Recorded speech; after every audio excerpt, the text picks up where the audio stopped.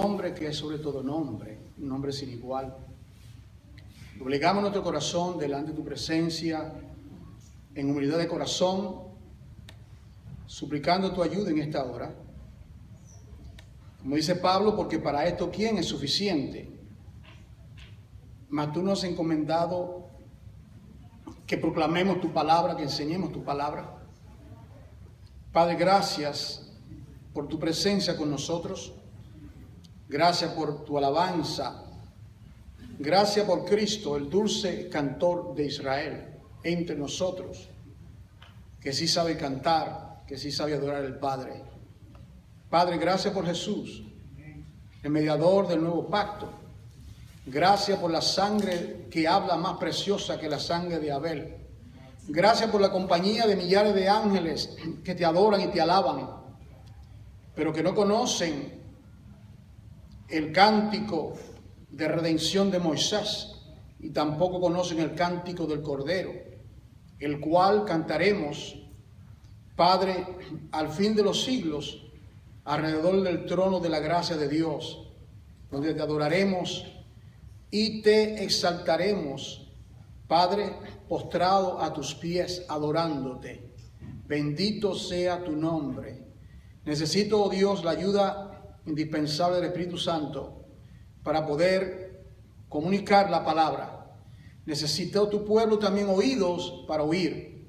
Da tu gracia y bendícenos en el nombre de Jesús. Amén. Abra su Biblia, Jeremías capítulo 1. Jeremías capítulo 1. Estamos estudiando básicamente todos los libros de la Biblia. Estamos ahora estudiando un poco del profeta Jeremías. Y yo quiero darle dirección de la manera que el Señor me ha dirigido a presentar esta palabra de hoy. Lo voy a hacer en tres maneras, tres partes. Siendo que estaremos hablando de los profetas de Israel, comenzamos la semana pasada con el profeta Isaías. Yo quiero voy a comenzar la palabra hablando de lo que es un profeta y lo que es la identidad de un profeta, porque me temo que hay muchos malos entendidos en el pueblo de Dios con relación a lo que significa esa palabra profeta. Voy a comenzar por ahí. Luego voy a ir a hablar del ministerio del profeta Jeremías, que está en el capítulo 1. Y buscando de todos esos capítulos, como hice con Isaías, cuál de tantos capítulos puedo tomar. Voy a tomar la casa del alfarero. Será la última parte del mensaje, el capítulo 18. Así que, con relación, yo quiero leer, manténgase ahí, pero voy a leer aquí para introducir, quiero ir a Hechos, capítulo 3 del libro de los Hechos, para introducir lo que tiene que ver con lo que es un profeta. Hechos, capítulo 3, el apóstol Pedro, el día de Pentecostés, está hablando de Jesucristo, quien había resucitado entre los muertos. Y él dice, Pedro hablando, lleno del Espíritu Santo, más bien está en el pórtico de Salomón, posterior al día de Pentecostés, y él dice en el versículo 22, porque Moisés dijo a los padres, el Señor vuestro Dios os levantará profeta. ¿Lo ve? Levantará profeta de entre vuestros hermanos como a mí. A él oiréis en todas las cosas que os hable. Dios le había dicho por medio de Moisés, en el capítulo 18 de Deuteronomio, que Dios había de levantar un profeta como él. Es decir, del mismo calibre de Moisés, pero claro, superior a él. Y luego dice en el versículo 24, que habla de ese don profético de los profetas, dice, y todos los profetas, desde Samuel en adelante, cuantos han hablado también han anunciado estas cosas. Han anunciado estos días más bien. Vosotros, dice Pedro, sois los hijos de los profetas y del pacto que Dios hizo con nuestro padre, diciendo: a Abraham, en tu simiente serán benditas todas las familias de la tierra. A vosotros, primeramente, Dios, habiendo levantado a su Hijo, lo envió para que os bendijese, a fin de que cada uno se convierta de su maldad. Es decir, que ese profeta, tal como Moisés en el Antiguo Testamento, el profeta es un vocero de Dios. ¿De qué manera? Desde que nosotros somos creyentes, nosotros siempre oímos de profetas, de profetas, de profetas, de profecías. Y muchos de nosotros no tenemos un correcto entendimiento. La razón es porque no vamos a las Escrituras para que las Escrituras nos defina, nos diga que es un profeta, sino que nos basamos básicamente. Si yo le pregunto a una persona aquí que es un profeta, estoy seguro que alguno de ustedes me va a decir uno que profetiza, y estaría errado, porque esa no es la primera parte de un profeta. ¿Se da cuenta? ¿Se da cuenta de lo que estoy diciendo? Ya al decir un profeta es uno que profetiza, un profeta profetiza, pero eso no es un profeta. Y si le pregunto dónde aparece la palabra profeta en la Biblia por primera vez, también algunos que saben me van a decir: bueno, yo sé que usted ha dicho que se encuentra en el libro de Génesis, y la primera persona que Dios llamó profeta fue Abraham. Qué cosa tan extraordinaria. Y luego yo le pregunto: ¿y dónde están las profecías de Abraham si ser profeta es uno que profetiza? Y ahí usted se queda con la boca cerrada, porque un profeta no es uno que primordialmente profetiza, sino que es uno que habla de parte de Dios. Y que profetizar es parte, una partecita de lo que un profeta hace. No sé si me estoy, quiero que esté claro. Porque la idea es que un profeta es uno que está profetizando, como que el profeta constantemente, cada vez que hablaba, estaba profetizando. Y sí, ciertamente, ellos profetizaban. Note que en la Biblia hay muchas palabras que se traducen como la palabra profeta. La palabra hebrea, Naví, aparece, creo que son 309 veces. Más de 300 veces. Y esa palabra implica uno que habla de parte de Dios, un vocero de Dios, uno que comunica la palabra de Dios. En el caso de Abraham, a mí me llenó de intriga por qué es que Dios lo llama profeta. Y luego me pregunto, en el contexto de qué Dios lo llama profeta. Porque así es que uno tiene que conocer esa escritura, hay que ir al origen de las cosas. Yo siempre le digo a ustedes esto, para que no nos den gato con liebre. Entonces, el origen del profeta, Dios llama a Abraham un profeta, pero Abraham no profetizó, que yo sepa, Abraham no profetizó, y Dios lo llama profeta. Entonces, el que está mal soy yo si malinterpreto lo que significa. ¿En el contexto de qué fue que Dios le llamó profeta? Resulta ser que Sara llegó y el rey miró a Sara y la codició, ¿recuerdan? La codició y la quiso tomar por mujer. Porque Abraham, ¿qué le había dicho? Que ella era su hermano. ¿Te recuerdan? Le dijo: mira, Sara, tú eres una mujer hermosa y cuando lleguemos a la tierra, tú vas a decir que tú eres mi hermana, no vaya a ser que este hombre... Y exactamente, el hombre la codició, la tomó y luego Dios vino al rey en sueño y le dice: mira, muerto eres porque esta es una mujer casada. Devuélvele a su mujer. Y luego viene y dile a él que ore por ti. Dile a mi siervo Abraham que ore por ti. Aquí viene, porque es profeta. Porque es profeta. Digo, wow, aquí es la primera vez que aparece la palabra profeta. Y yo digo, pero yo he leído la Biblia y yo no veo que él estaba profetizando. Entonces, ahí Abraham va de parte de Dios como vocero de Dios y habla con este monarca. Le dice: yo vengo aquí a retener lo que es mío, esta es mi mujer. Y de ahí es que uno tiene que partir. Entonces, ¿verdad? Un profeta también es llamado en la Biblia ¿verdad? Por ejemplo, en Reyes 13 se le llamaban el varón de Dios. ¿Recuerdan? El varón de Dios. El varón de Dios, o Elías, el varón de Dios, o Eliseo, el varón de Dios. Le llamaban también los videntes, de visión, los videntes, el profeta. Entonces, ¿qué es lo que hacían los profetas? Bueno, los profetas, ellos, la voluntad de Dios era comunicada a los profetas. La voluntad de Dios era comunicada a los profetas. Y esa voluntad de Dios se les revelaba al profeta. Y el profeta iba de parte de Dios a los reyes, iba al pueblo con un mensaje de la voluntad de Dios. Dentro de esos mensajes, los profetas también profetizaban, pero eso es una sola parte. Ellos profetizaban. Por ejemplo, Jeremías profetizó el cautiverio babilónico de 70 años en Jeremías 25 y Jeremías 29. Isaías profetizó el nacimiento de Jesús, lo dijimos la semana pasada, Isaías 7, el advenimiento que el Mesías vendría por medio de una virgen. ¿Se da cuenta? Entonces ellos sí profetizaban, pero eso no era la labor principal.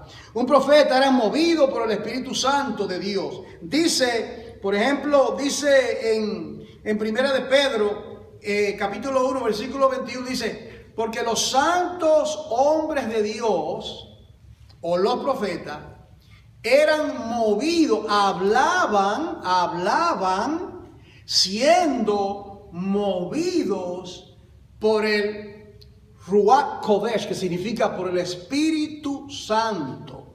De manera que cuando Pedro hablaba, ungido por el Espíritu Santo, era de la misma manera que Moisés hablaba en el Antiguo Testamento, porque era por el mismo Espíritu de Dios. Entonces, tanto Moisés hablaba dirigido por el Espíritu Santo, todos los profetas del Antiguo Testamento dirigidos por el Espíritu Santo, de esa manera. Ellos hablaban de parte de Dios, eran la boca de Dios. Dios le dijo, cuando Moisés no quería hablar, recuerda que Moisés no quería ser el vocero de Dios, y él le dijo, mira, yo sé que tu hermano, Aarón, es elocuente, yo voy a hacer con su boca, le voy a transmitir el mensaje a ti y él va a ser tu vocero o tu profeta. Se va a comunicar, mi palabra va a venir por medio, es decir, que viene a ser como un megáfono de Dios, uno que comunica la voluntad de Dios. Ellos daban a conocer la voluntad de Dios, y entonces cuando ellos iban de parte de Dios, era un mensaje que ellos hablaban, era un mensaje en muchas ocasiones de reprensión. Lo vamos a ver cuando entremos a hablar de Jeremías. Era un mensaje de reprensión. Era un mensaje, eran predicadores, era lo que eran ellos. Los profetas eran predicadores porque eran heraldos de parte de Dios, proclamadores de parte de Dios. Algunos de ellos eran hombres muy humildes, como Amós, ¿verdad? Él dijo, Amós dijo, yo no soy profeta, ni hijo de profeta, sino que yo estaba atendiendo, estaba trabajando, y Dios me habló y me dijo, ve y profetízale a la casa de Israel. Y Dios llamó a un campesino, a un hombre muy humilde, pero también Dios llamó a un hombre muy preparado, muy capacitado, como el profeta Isaías. Isaías era familiar de rey Usías. Se dice que era primo, era parte, estaba en la corte real. Era un hombre sumamente preparado. Dios llamó a voceros como los apóstoles. ¿Qué eran los apóstoles? Eran hombres muy humildes, eran pescadores, hermanos. ¿Y qué hizo la diferencia entre esos pescadores y los reyes que estaban en Jerusalén como César? César quizás tenía una preparación académica porque fue rey allá en el rey romano. Pero Pedro, Juan el Bautista, todos los apóstoles, cuando ellos hablaban, eran usados por el Espíritu Santo y hablaban palabras de Dios. Entonces, note usted que los profetas del Antiguo Testamento y los profetas del Nuevo Testamento tenían un carácter, cierta característica. Por ejemplo, ellos no se llamaban a sí mismos. Esto es importante.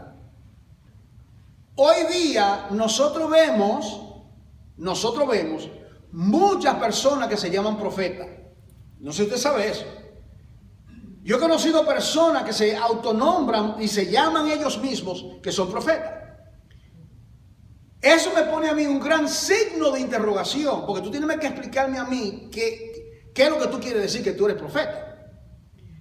Porque dice Hebreos capítulo 5, versículo 4, que esa honra no la toma nadie, sino aquel que es llamado por Dios, Hebreos 5:4, como lo fue Aarón, que Aarón no se llamó sumo sacerdote, sino que Dios lo llamó como sumo sacerdote, el primero. Aquí viene algo muy importante, síganme aquí.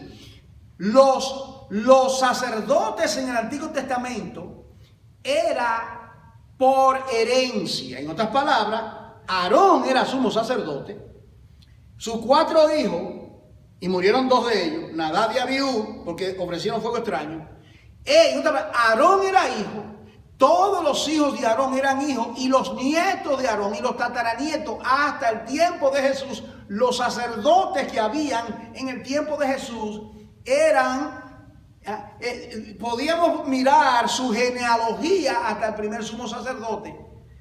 Pero en lo que tiene que ver con los profetas, no era por herencia. No era que Isaías era un profeta y que Isaías que tuvo 2 hijos, recuerdan, 2 hijos tuvo Isaías, y que esos hijos iban automáticamente ser profetas. Serían profetas si Dios llamaba a esa persona para ser profeta. Entonces, Dios lo escogía personalmente, no por herencia. Usted lo puede mirar eso en número 8:14. No tengo el tiempo para mirar todos esos textos bíblicos. Entonces, él dice, Amós dice en el capítulo 7, versículo 14, miren, yo no soy profeta. Él le dice, yo no soy profeta. Es más, ni mi papá era profeta, por si ustedes creen que yo estoy heredando el ministerio de mi papá, yo no lo estoy heredando. Esto hay que corregirlo, ¿verdad? Yo conozco personas que, el pastor y la gente quiere asumir que los hijos van a ser pastores. Eso no es así, porque el llamado es individual. O peor todavía, él es el pastor y está un viejito ya, y ya tiene a sus hijos en línea para que siga. Pero la pregunta es, ¿ese hijo tiene llamado para ser pastor? ¿Tiene la capacidad? ¿Está lleno del espíritu de la palabra? ¿La iglesia lo mira como con el carácter, el temple, el perfil del pastor? ¿O es simplemente pasar de dinastía? No, eso no es así. Y ha habido iglesias, mire, voy a mencionar el nombre porque tengo que hacerlo. Usted sabe que se llama Austin, que se ha desviado.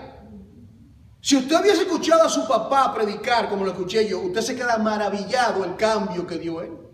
En otras palabras, el papá de él predicaba el evangelio, predicaba, y de alguna manera él heredó el ministerio de su papá, hermano, y está completamente desviado doctrinalmente. Ha escrito libros, es multimillonario.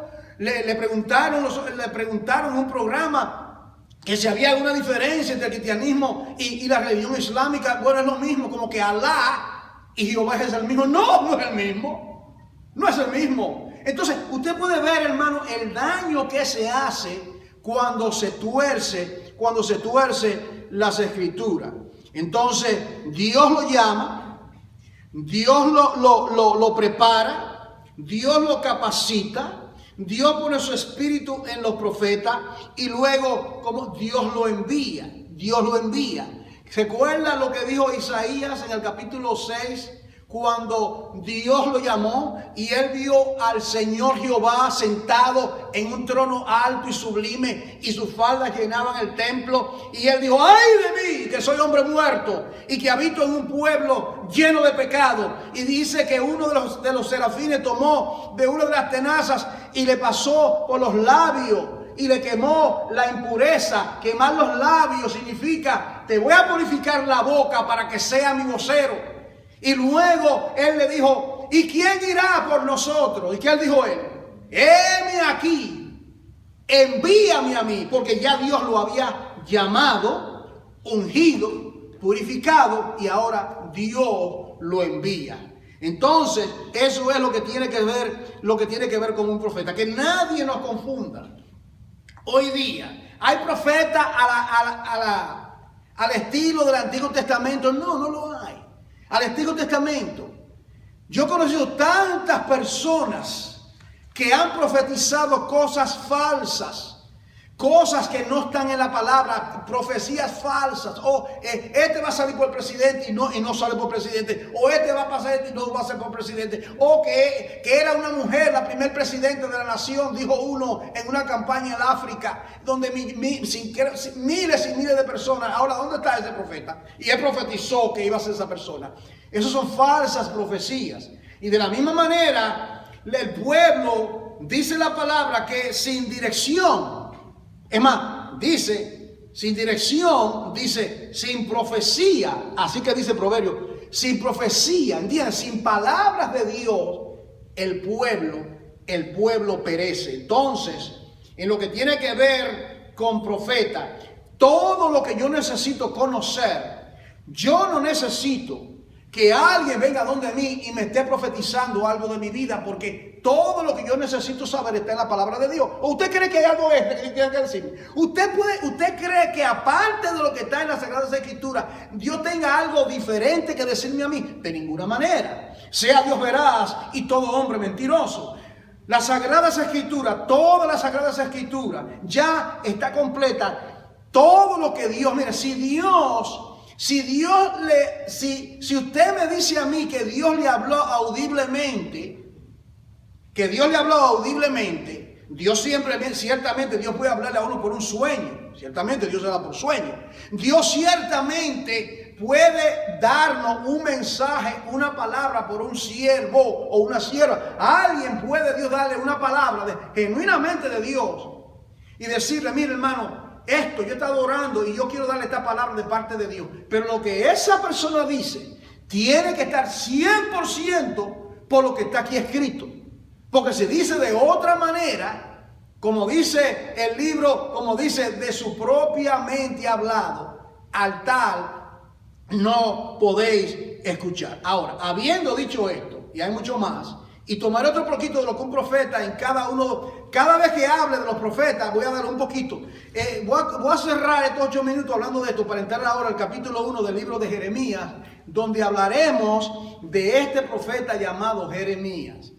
¿Quién fue Jeremías? Primeramente, Jeremías era un sacerdote, es decir, vino de casta sacerdotal. Jeremías fue también llevado al cautiverio con parte del pueblo.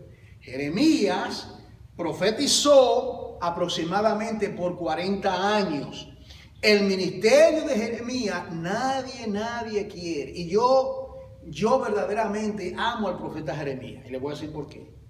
Porque Jeremías me acuerda mucho del Señor Jesús, quien lloraba por el pecado del pueblo. Oh Jerusalén, Jerusalén, que matas a los profetas y aquellos que te son enviados. ¿Cuántas veces quise tomarte como las gallinas acurruca su polluelo debajo de sus alas, mas no quisiste? He aquí tu casa quedará desolada. Y dice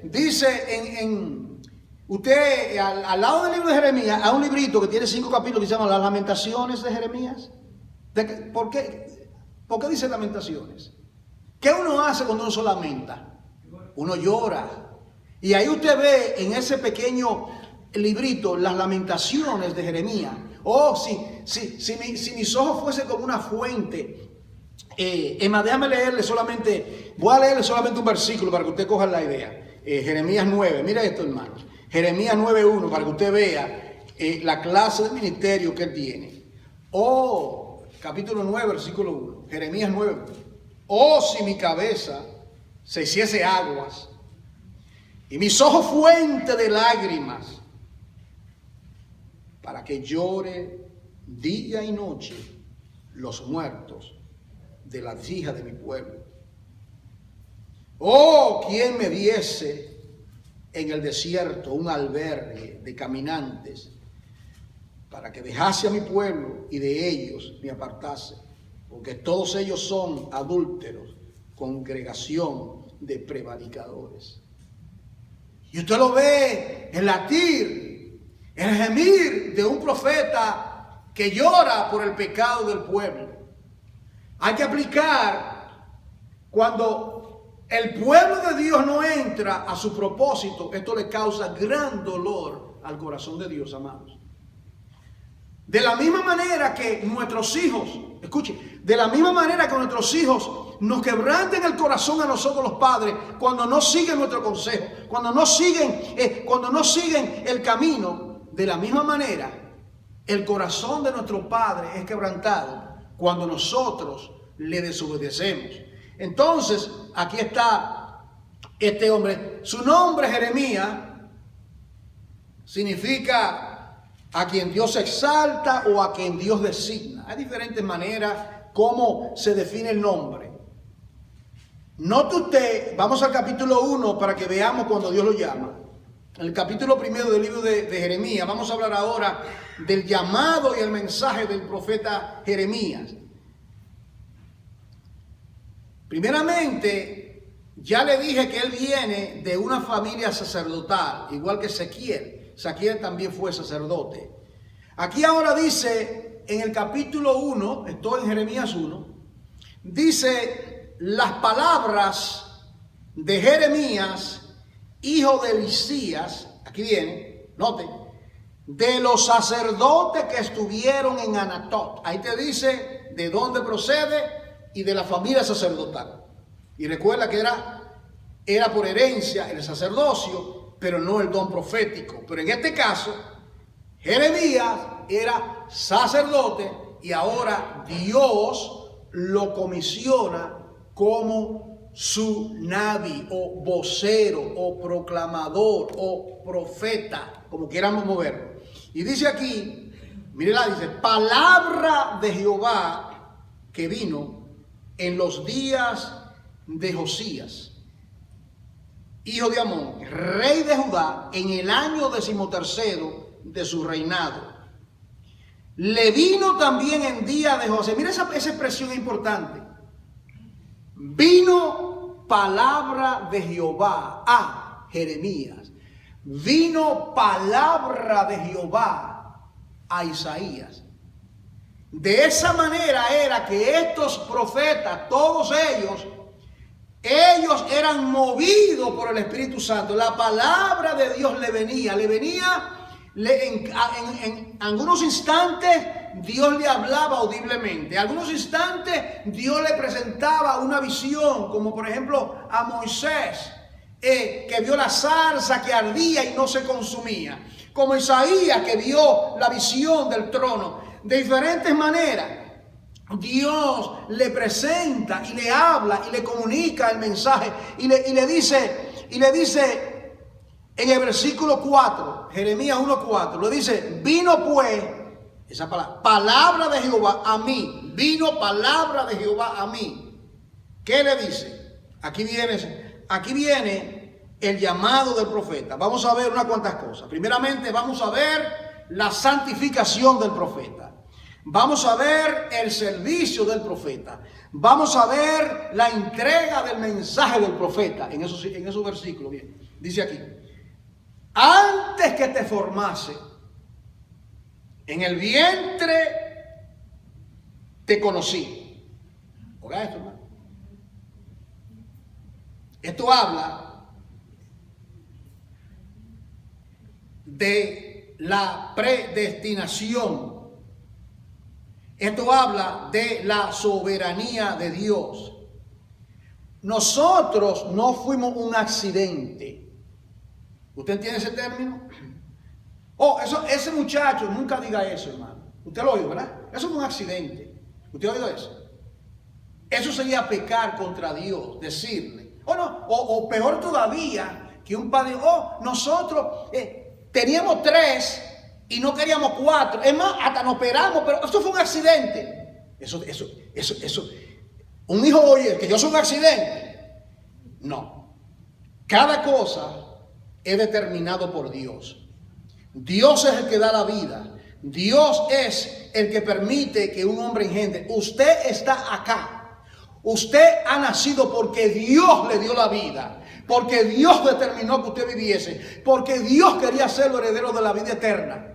Dios le dio a su esposo, sus hijos, porque Dios lo determinó. Usted nació en el país que usted nació. Usted no nació en África porque Dios quiso que usted naciese en Puerto Rico, Santo Domingo, en Perú, en otra parte.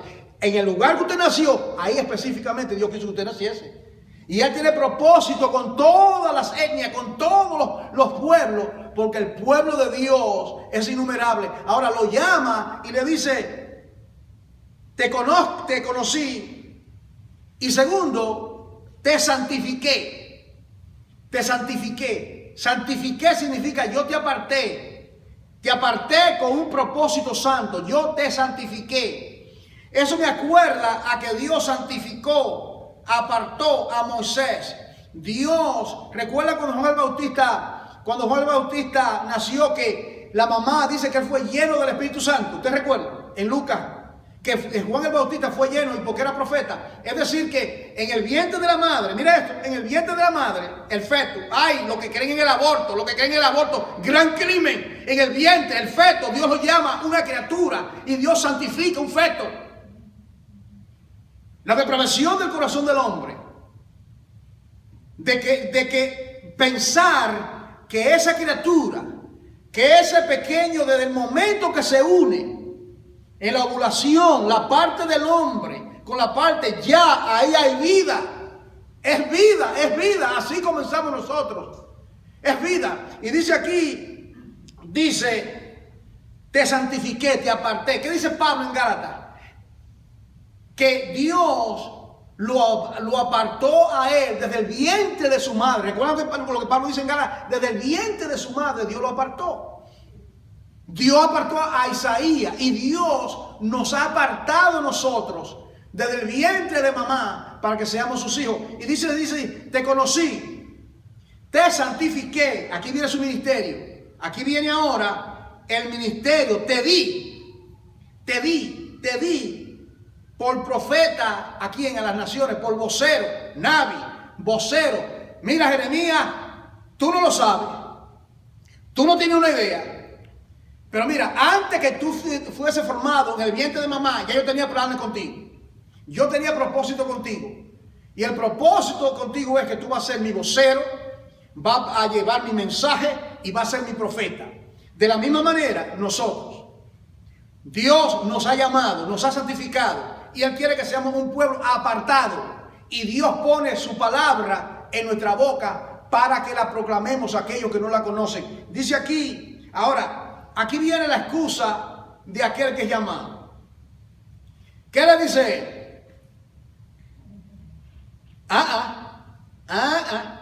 Conmigo no cuente. Cambiaste de dirección.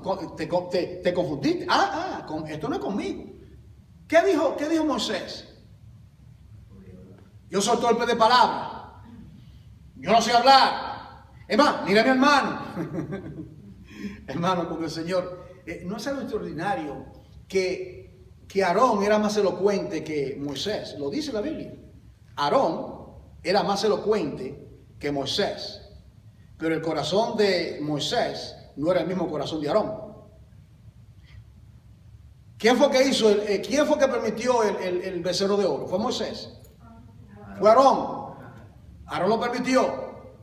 Ustedes, y vino con la excusa. Bueno, tú sabes que el pueblo. No. Tú debiste de reprender a ese pueblo. ¿Y qué hizo él? Permitió el becerro de fundición. Ya usted puede ver. Entonces le dice, Señor Jehová, he aquí, mire esto, no sé hablar, y le da una excusa. ¿Cuál es la excusa que él le pone? soy niño. No me malinterprete la escritura. Porque algunos quieren usar esto para decir que un niño puede predicar en una iglesia y dar un mensaje un domingo. Un niño no tiene la capacidad de predicar un sermón un domingo. Yo le pregunto a un pastor, sí, ¿usted lo permitiría? Sí, yo permito que un niño que no conoce el evangelio, que no conoce lo que es la redención, un niño puede cantar un corito, puede un texto bíblico, pero un niño no puede predicar un sermón en una iglesia. Eso es inaudito, yo nunca lo veo en el Antiguo Testamento. O sea, siempre hay forma de torcer las escrituras. Además de eso, no era un niño. Él está diciendo, yo soy tan dócil, tan ignorante como un niño. ¿Sabe por qué? Porque él tenía aproximadamente 20 años de edad. 20 años de edad por ahí. 20 años de edad tenía Jeremías. Lo que él está diciendo es, yo soy niño, yo soy maduro, yo soy incapacitado. Yo no sé hablar. Y esto es digno de alabar en Jeremías. Porque aquí vemos la humildad, la sencillez de corazón de que nuestro evangelio viene porque Dios nos ha encomendado, no porque nosotros sabemos mucho. No porque nosotros sabemos predicar y enseñar mucho, sino que por pura gracia. El conocimiento que usted tiene es porque Dios está tratando con su vida para que usted le predique a otra persona. El conocimiento que yo tengo es para que yo ayude a otro, edifique a otro y continúe predicando la palabra hasta que yo me muera. Yo quiero predicar, vivir mi vida predicando hasta que me muera, todos los días, hasta que no pueda más, hacia ese tiempo. Ahora, dice aquí, Dios le dice, mira, no digas, yo soy un niño. No digas, yo soy un niño. ¿Por qué no? Porque va a ser mi vocero. Tú vas a ser mi vocero, porque a todo lo que te envíe, versículo 7, irás tú y dirás, aquí viene el profeta, ¿qué es lo que hace el profeta? Dirás todo lo que te mande. Es decir, que el profeta solamente habla cuando Dios lo mueve a hablar y cuando Dios le dé el mensaje. Esto no es un asunto que va cada momento, cada día. Bueno, hay algo que está pasando. Déjame chequear la temperatura política y déjame traer una profecía. Oh, fulano de tal va a ser presidente. Fulano de tal va a pasar esto. Eso no es así. Es Dios movido por el Espíritu Santo. Y si por coincidencia logran decir que sí. Dice, wow, todas las cámaras ponen hasta un artículo. Yo recuerdo, esto no es algo teórico. A mí me introdujeron una vez a un profeta y él se denominó profeta.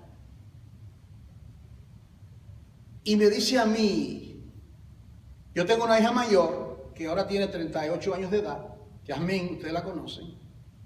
Y su mamá estaba embarazada, tenía como 3 meses de ella. Y dice que me profetiza que Dios te da un varón y llamará por su nombre Samuel. Ni fue Samuel, ni fue un varón, fue una niña. ¿Se da cuenta de lo que estoy hablando? Entonces uno tiene que tener cuidado, hermano, porque falsas cosas. ¿Para qué yo quiero saber? Si Dios me da un hijo, tú no tienes que profetizarme si es varón, si es hembra. Lo que Dios da, eso es. Lo que Dios da, gloria a Dios. Si usted tiene 4 varones y quería hembra y Dios quiso que sean 4 varones, dele gloria a Dios. Si Dios le dio 4 niñas, lo que sea, dele gloria a Dios por el sexo de su niño, de su hija. Dele gloria a Dios porque Dios quería que fuese hembrita o varoncito. Dele gracias a Dios por cada uno de ellos. No hay que profetizar. Entonces, Dios lo llama y le dice, no temas. Aquí viene, no temas. Yo te llamo, yo te comisiono la obra, te di por profeta de las naciones, me va a servir como mi vocero y te voy a dar un mensaje. Le dice, te voy a dar un mensaje, Jeremías. Y le dice, no temas delante de ellos, porque contigo estoy para librarte, dice Jehová. ¿Lo libró Dios o no lo libró? Usted sabe la persecución que sufrió. ¿Usted recuerda cuando lo tiraron en la cisterna? ¿Usted recuerda ese pasaje? Lo tiraron en una cisterna y gracias a Dios no estaba seca. Y lo sacaron. Y era persecución por todas partes, porque él había sido llamado para predicar la palabra de Dios. Y le dice, y mira aquí viene, ahora viene. ¿Recuerdan lo que Dios hizo con Isaías? ¿Qué hizo con Isaías? Le pasó el carbón encendido por la boca y luego le puso el mensaje y él fue a predicar. Mira lo que Dios hace ahora. Extendió Jehová su mano, mira esto, y tocó mi boca. ¿Y qué le dijo? He aquí, he puesto, ¿qué cosa? Mis palabras en tu boca. Los profetas del Antiguo Testamento, todos ellos, hasta Juan el Bautista, desde Abraham, que es llamado, y todos los que usted encuentra, estamos concentrándonos ahora en los 4 profetas principales, lo que llaman profetas mayores, y luego los 12 profetas también, los Amós, Joel, estaremos entrando en ellos. Pero aquí dice, Dios le pone la palabra en la boca. Dios le pone la palabra en la boca. Esto a mí me da esperanza, porque en la proclamación del Evangelio, la capacitación para uno hacer la obra de Dios viene de parte de Dios, porque Dios es que pone la palabra en la boca de uno. Usted ha pasado esa experiencia, que usted comienza a hablar y usted está temblando y luego usted dice, wow, gloria al Señor. Y usted sabe que no fue usted que... ¿De dónde vino todas esas palabras? ¿De dónde vino todo lo que vino? Vino porque Dios le pone la palabra en la boca. La palabra en la boca. Y dice, mira, aquí viene ahora, aquí viene la labor, lo que a Jeremías le toca hacer en su ministerio. Le toca hacer 3 cosas negativas y 3 cosas positivas. Mire esto, hermano. Mira, Jeremías, te he puesto en este día sobre, ¿qué? Naciones sobre reinos. Palabra clave, para. Siempre lo digo, ¿verdad? ¿Para qué? Número 1, eres llamado a arrancar. ¿Qué es lo que se arranca? La maleza, lo que está malo. Segundo, para destruir. Tercero, para arruinar. Cuarto, para derribar. Y luego que se haga todo esto, ¿y de qué manera lo iba a hacer Jeremías? ¿De qué manera? Dios lo iba a hacer por medio del mensaje poderoso que había puesto en la boca y en el corazón de Jeremías. No, eso es lo que es el poder de la palabra de Dios. El poder que tiene la palabra de Dios, sea en el Antiguo Testamento como en el Nuevo Testamento. Tenga confianza en el poder de la palabra de Dios, amado hermano. El poder de la palabra de Dios, que dice que por medio de la palabra de Dios fueron creados los cielos y la tierra. Él dijo Dios. Él así, dice Jehová, que aparece como 3000 veces en la Biblia. Así dice Jehová el Señor. Palabra que no falla. Cuando tengas que hablar, ten confianza en el poder de la palabra de Dios. Ten poder en que es la palabra de Dios que arranca, destruye, arruina y derriba para que 2 cosas sean hechas. Pero mire, esas 4 cosas tienen que hacerse primero. Para edificar y para plantar. En otras palabras, ¿a qué campesino o qué agricultor, si compra una finca, qué es lo que hace? Está llena de maleza, ¿qué es lo que él hace primero? Él va a sembrar, ¿no? ¿Qué es lo que él hace? Él contrata a obreros, ¿verdad? Y busca unos cuantos tractores. En esos tiempos en los tiempos de mi niñez no había esas cosas, lo que había eran bueyes, yo los miraba. Los bueyes y los hombres con machete, cortando, aún con las manos, arrancando. Y luego los bueyes en el campo con sus sombreritos, los hombres ahí moviendo el terreno. Pero pasa después. Yo iba después a una finca de un familiar mío, uno de los lugares predilectos de mi niñez, ir a ese campo. Y luego yo miraba con mi abuela los sembrados, el maíz. El viejo también vendía tabaco, sembraba tabaco para la tabacalera allá en Santiago. El viejo sembraba y ahí era que cogía el dinero. Pero a mí no me interesaba eso. Para mí, yo me mantenía lejos de eso.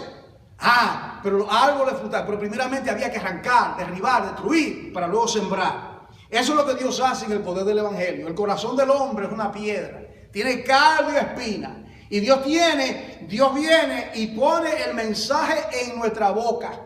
¿Y qué hace Dios cuando predicamos? Dios arranca, destruye, arruina y derriba. Y luego viene Dios, el sembrador fue a sembrar. ¿Y qué hace? Y la palabra de Dios, los 4 terrenos, ¿recuerdan la parábola del sembrador? Y luego, ¿qué pasa? Que una quedó por un lugar, no sirvió. Otra cayó por otro lugar. Otra cayó por otro lugar. Pero luego dice que cayó una parte cayó en buena tierra y dio fruto, ¿a qué? A 100 por 1 para la gloria de Dios. Bendito sea Dios. Ahora, y luego aquí en el capítulo 1, él le da 2 ilustraciones. Quiero llegar a esto último, aunque hay mucho más, pero yo quiero ir ahora, quiero invitarte conmigo a la casa del alfarero, en Jeremías 18. Quiero invitarte conmigo que visite con Jeremías la casa del alfarero. Ese para mí es uno de los capítulos favoritos míos del libro de Jeremías. Hay muchos favoritos, pero este para mí es uno de los predilectos, el capítulo 18. Y es interesante que en el capítulo 18 Dios le da forma a una vasija y en el 19 Dios destruye una vasija. No sé si lo ha visto. En el capítulo 18 Dios lo envía, pero en el capítulo 19 Él coge una vasija completamente hecha y la quebranta. ¿Qué significa eso? En el capítulo 18, gracia. En el capítulo 19, juicio. Gracia, juicio. Pero yo voy a ir ahora al capítulo 18. Y esta va a ser la última parte del mensaje. Aquí está, Dios le hace la invitación. Y le invita en esos tiempos, en estas aldeas, en el pueblo de Jeremías, Anatot. Y Dios quiere darle un mensaje a Jeremías. Y Dios lo hace de una manera tan gráfica. Y lo que Él hace, estaba la casa del panadero, estaba la clase de aquel que trabaja en otro tipo de trabajo, el zapatero, pero también estaba la casa del barbero. Pero aquí Dios lo llama a la casa del alfarero. Y Dios le dice, palabra de Jehová que vino a mí diciendo, mira, levántate y ve a la casa del alfarero. Nada más había una, él sabía dónde era, había pasado. Seguramente había comprado algún tipo de vasija. Y le dice, Jeremías no cuestiona, simplemente, ¿qué hace él? Se pone su manto, él no sabe, pero Dios le dice, y es allí, cuando tú llegues a la casa del alfarero, allí yo te haré oír mis palabras. Cuando llegues a la casa del alfarero, te haré oír las palabras. Y dice, y descendí, dice Jeremías, a la casa del alfarero, y he aquí que él trabajaba sobre la rueda. Es decir, estaba esa rueda, ¿verdad? Yo no sé si tú la has visto, usted ha visto, ¿verdad? Quizá ha visto algún tipo de alfarero. Yo recuerdo en mi país, personas trabajando con barro. La persona que vive en los campos, que no tienen agua, como lo moderno, ¿no? Tenían unas tinajas y el agua se mantenía fresca. Recuerdo los dominicanos, no sé, en otros países, el agua siempre estaba fresquecita en las tinajas, sin hielo. Y la persona la tenía en un lugar y habían diferentes tipos de artesanía, hacían floreros. Pero yo recuerdo viendo todas esas tinajas y él va, y yo miraba a la gente, ¿verdad? Miraba al hombre dándole vuelta, no sabía lo que estaba pasando, solamente miraba el vello. Ahora viene Jeremías y entra a la casa del alfarero. Él no sabe, él no va a comprar, él simplemente va a ir. ¿Y qué pasa? Y él y el alfarero estaba trabajando sobre la rueda. Primeramente, ¿quién es el alfarero en este pasaje. Número uno, Dios es el alfarero. Eso es lo primero. Dios es el alfarero.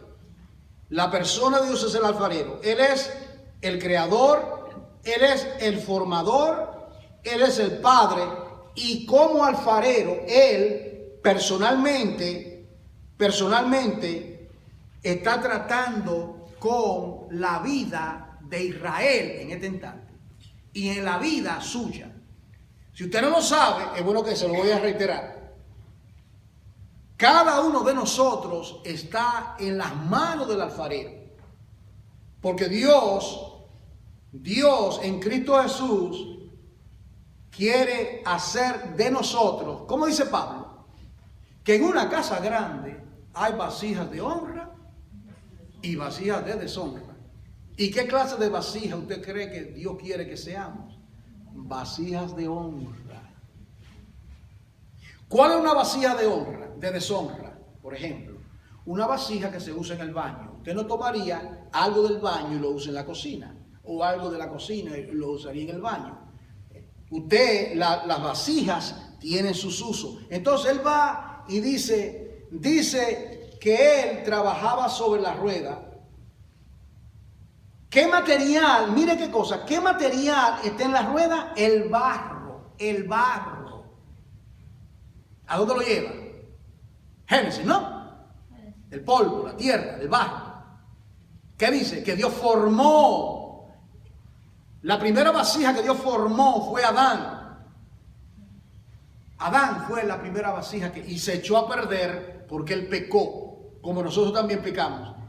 ¿Y qué acontece? Que mientras él está mirando el fuego y el hombre dándole a la rueda, no sé si era con la mano o con una palanca, el asunto es que él está trabajando, el fuego, el humo, y él está mirando, y de repente, mientras está la vasija, he aquí que la vasija se echa a perder en la mano del alfarero.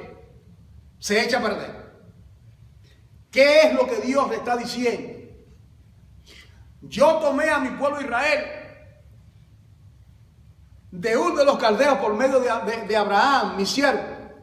Lo multipliqué como una gran nación. Le di mi mandamiento, le di mi palabra. Y luego, cuando crecieron, cuando se hicieron grandes, ellos me dieron la espalda, fornicaron, se apartaron, fueron atrás.